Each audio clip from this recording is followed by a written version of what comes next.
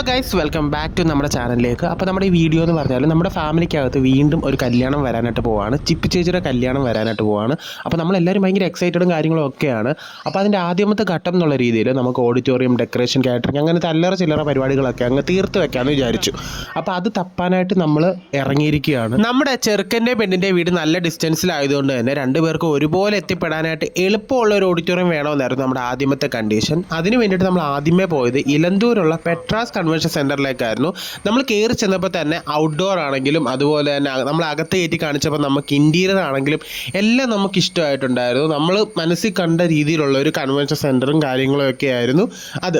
നമുക്ക് നല്ല പാടായിരുന്നു ഓഡിറ്റോറിയം, മേക്കപ്പ് ആർട്ടിസ്റ്റും ഒക്കെ കിട്ടാനായിട്ട്. കാരണം നമ്മൾ ലാസ്റ്റ് മൊമെൻറ്റിലായിരുന്നു നമ്മൾ ഡേറ്റ് എടുത്തിട്ടുണ്ടായിരുന്നത്. ഇതൊക്കെ കഴിഞ്ഞ് ഞാൻ ചേച്ചിയുടെ അച്ഛനെയും അമ്മയും ചേച്ചിയും ഒക്കെ വീഡിയോ കോൾ വിളിച്ച് കാണിച്ചു. അപ്പോൾ അവർക്ക് എല്ലാവർക്കും ഇഷ്ടമായി. അതുമല്ല നമ്മുടെ ബഡ്ജറ്റിനൊത്ത ഒരു കൺവെൻഷൻ സെൻ്റർ ആയിരുന്നു അത്.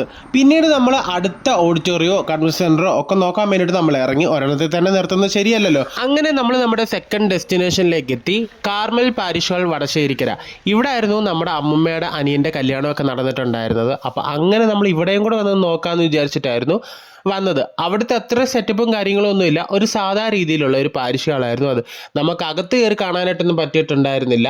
അവിടുത്തെ ഉത്തരവാദിത്തപ്പെട്ടവരാരും നാട്ടിലില്ലാത്തത് കൊണ്ട് തന്നെ നമുക്ക് അകത്ത് കയറി കാണാനോ ഒന്നും പറ്റിയിട്ടുണ്ടായിരുന്നില്ല. നമ്മൾ പുറത്തു നിന്നത് കണ്ടത് വെച്ചിട്ട് കുറച്ചുകൂടെ നല്ല രീതിയിൽ ഡെക്കറേറ്റ് ചെയ്താൽ ഒന്നുകൂടെ നല്ലതായിരിക്കും. പക്ഷേ എല്ലാവരുടെയും മനസ്സ് തുടക്കം മുതലേ തന്നെ ഇലന്തൂരുള്ള പെട്രാസ് കൺവെൻഷൻ സെൻറ്ററിൽ തന്നെ ഉടക്കിപ്പോയതുകൊണ്ട് തന്നെ ആർക്കും ഇതിനോട് വലിയ ഇൻട്രസ്റ്റ് കാണിച്ചില്ല. പക്ഷേ കൊള്ളാമായിരുന്നു. നമ്മൾ വളരെ ഒരു ലോ ബഡ്ജറ്റ് കല്യാണമാണ് പ്ലാൻ ചെയ്യുന്നതെന്നുണ്ടെങ്കിൽ ഇതൊരു ബെറ്റർ ഓപ്ഷൻ ആയിരിക്കും. കൂടാതെ ഇതിൻ്റെ ചുറ്റിനും നല്ല സീനറിയും കാര്യങ്ങളും ഒക്കെ ഉണ്ട്. മലയും കുന്നും കോടയും കാടും ഒക്കെ കുറേ സംഭവങ്ങളുണ്ട്.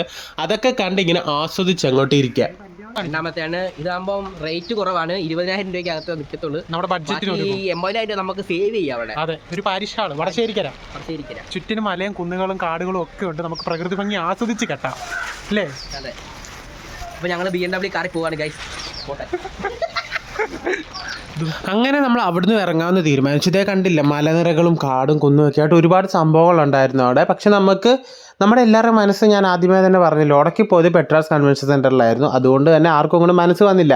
അങ്ങനെ ചേച്ചിയുടെ വീട്ടുകാരോട് ചോദിച്ചപ്പോഴത്തേക്കും നമുക്കങ്ങനെ ഉറപ്പൊന്നും പറയാതെ തന്നെ നമ്മൾ അവിടുന്ന് ഇറങ്ങി അടുത്ത ഒരു ഓഡിറ്റോറിയം തപ്പാനായിട്ടോ ഇല്ലേ കൺവെൻഷൻ സെൻറ്റർ തപ്പാനായിട്ടോ നമ്മൾ വീണ്ടും പോയി. അങ്ങനെ നമ്മൾ അവിടെ നിന്ന് ഇറങ്ങിയപ്പോഴത്തേക്കും നമുക്ക് നല്ല രീതിയിൽ വിഷമിൻ്റെ വിളി വന്നു. പിന്നെ നമ്മളൊന്നും നോക്കിയില്ല, ഒരു മന്തി സ്പോട്ടിൽ തപ്പി നേരെ വിട്ട് മന്തിക്കടയിലേക്ക്. അവിടെ ചെന്ന് കഴിച്ചപ്പോഴത്തേക്കും ഒരു ആവറേജ് സംഭവം, വലിയ രസമൊന്നും ഇല്ലായിരുന്നു.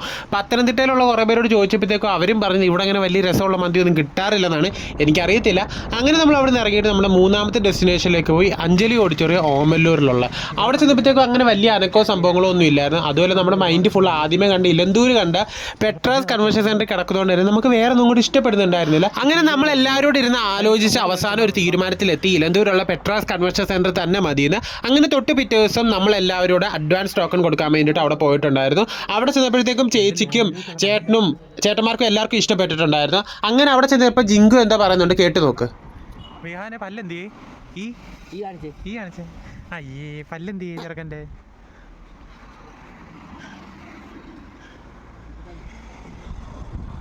അപ്പോൾ ഇതാണ് നമ്മുടെ ഓഡിറ്റോറിയം. അങ്ങനെ അതൊക്കെ കഴിഞ്ഞിട്ട് നമ്മൾ നേരെ കേറ്ററിംഗ് ചേട്ടനെയും ഡെക്കറേഷൻകാരൻ ചേട്ടനെയും എല്ലാവരും പോയി കണ്ടു. എല്ലാം ഒന്ന് ഉറപ്പിച്ച് ദൃഢമാക്കി. അതെന്തായാലും അങ്ങനെ കഴിഞ്ഞു. നമ്മൾ കല്യാണ ഡേറ്റ് എടുത്തിട്ടുണ്ടായിരുന്നത് സെപ്റ്റംബർ 10 ഓഗസ്റ്റ് 18 ആയപ്പോഴത്തേക്കും നമ്മുടെ കല്യാണച്ചക്കനും പെണ്ണ് നാട്ടിലെത്തിയിട്ടുണ്ടായിരുന്നു.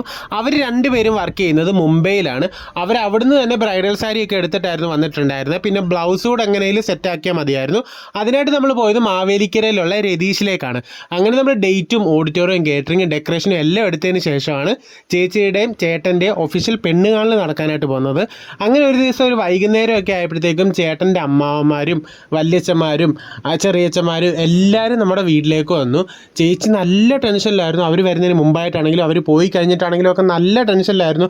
നമ്മുടെ ചെറുക്കൻ്റെ വീട്ടിൽ നിന്ന് ചേച്ചിയുടെ വീട്ടിലേക്ക് അത്യാവശ്യം നല്ല ദൂരമുണ്ട്. അതുകൊണ്ട് തന്നെ എല്ലാവരും നല്ല രീതിയിൽ ടയേർഡായിട്ടുണ്ടായിരുന്നു. അതുകൊണ്ട് തന്നെ അവർ കയറി വന്നപ്പോൾ തന്നെ നമ്മൾ കൂൾ ഡ്രിങ്ക്സും ഉഴുന്നുവടയും ലഡു, ജിലേബി, മിച്ചർ അതുപോലത്തെ കുറേ സംഭവങ്ങളൊക്കെ കൊടുത്തിട്ടുണ്ടായിരുന്നു. അതിനുശേഷം കുറേ കഴിഞ്ഞിട്ടായിരുന്നു ചേച്ചി വന്നിട്ട് ചായയൊക്കെ കൊടുക്കുന്നുണ്ടായിരുന്നത്. ആ സമയത്തൊക്കെ ചേച്ചിക്ക് നല്ല ടെൻഷൻ ഉണ്ടായിരുന്നു. അങ്ങനെ കുറേ ദിവസങ്ങൾ കഴിഞ്ഞ് നമ്മുടെ ചേച്ചിയുടെ കല്യാണം ഇങ്ങനെ അടുത്ത് എത്താറായി. അപ്പോൾ അതിനായിട്ട് ചേച്ചിക്കും അമ്മയ്ക്കും ഒക്കെ ഡ്രസ്സ് എടുക്കാൻ വേണ്ടിയിട്ട് നമ്മൾ പോയത് പന്തള ശ്രീവത്സവത്തിലേക്കായിരുന്നു. അത്യാവശ്യം നല്ല കളക്ഷൻ ഉണ്ട് അവിടെ. നമ്മുടെ ഫാമിലിയിലുള്ള ഒട്ടുമിക്ക പേരും ചേച്ചിയുടെ കല്യാണത്തിന് വേണ്ടിയിട്ട് ഡ്രസ്സ് എടുത്തിട്ടുണ്ടായിരുന്നത് പന്തള ശ്രീവത്സവത്തിൽ നിന്ന് തന്നെയായിരുന്നു. അത്യാവശ്യം റേറ്റും കാര്യങ്ങളൊക്കെ ഉണ്ട്, പക്ഷെ നല്ല ക്വാളിറ്റി ഉള്ള ഡ്രസ്സും അതുപോലെ തന്നെ ഭയങ്കര കളക്ഷൻസ് ഒക്കെ ഉള്ള ഒരു ഷോപ്പാണ് പന്തള ശ്രീവത്സവം. എനിക്ക് തോന്നുന്നു ഞങ്ങൾ ഏതാണ്ട് 6-7 മണിക്കൂർ അവിടെ ചിലവാക്കിയിട്ടുണ്ടായിരുന്നു. ഉച്ചയ്ക്ക് 2:30 കയറി ഞങ്ങൾ ഇറങ്ങിയപ്പോഴത്തേക്കും 6-6:30 അവർക്ക് എല്ലാവർക്കും ഉള്ള ഡ്രസ്സ് അവിടെ നിന്ന് കിട്ടി, കുഞ്ഞിനുള്ളതൊഴിച്ച്.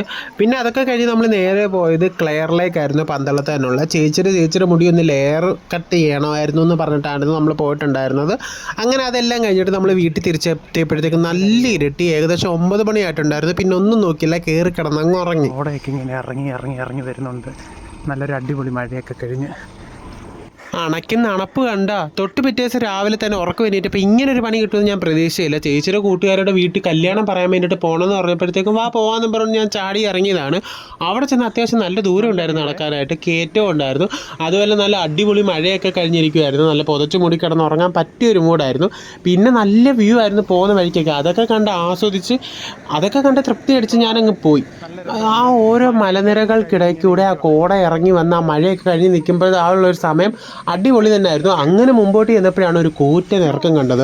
ആ ഇറക്കവും കഴിഞ്ഞ് വേണം ചേച്ചിയുടെ കൂട്ടുകാരുടെ വീട്ടിൽ പോകാമെന്ന് അറിഞ്ഞപ്പോഴത്തേക്കും ഞാൻ സത്യം പറഞ്ഞാൽ തകർന്നു പോയി. പിന്നെ എന്ത് ചെയ്യാനാ, രാവിലെ ഉറക്കം വേണ്ടിയിട്ട് കഷ്ടപ്പെട്ട് ഇവിടം വരെ വന്നതല്ലേ. അതുകൊണ്ട് നമ്മൾ പോയി കല്യാണമൊക്കെ പറഞ്ഞിട്ട് നമ്മൾ ബസ്സും കയറി അടുത്ത സ്ഥലത്തേക്ക് പോവാണ്.